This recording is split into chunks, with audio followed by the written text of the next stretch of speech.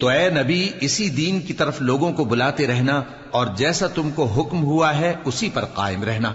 اور ان کی خواہشوں کی پیروی نہ کرنا، اور کہہ دو کہ جو کتاب اللہ نے نازل فرمائی ہے میں اس پر ایمان رکھتا ہوں اور مجھے حکم ہوا ہے کہ تم میں انصاف کروں۔ اللہ ہی ہمارا اور تمہارا پروردگار ہے، ہم کو ہمارے اعمال کا بدلہ ملے گا اور تم کو تمہارے اعمال کا، ہم میں اور تم میں کچھ بحث و تکرار نہیں۔ اللہ ہم سب کو اکٹھا کرے گا اور اسی کی طرف لوٹ کر جانا ہے۔ اور جو لوگ اللہ کے بارے میں بعد اس کے کہ اسے مومنوں نے مان لیا ہو جھگڑتے ہیں، ان کے پروردگار کے نزدیک ان کا جھگڑا باطل ہے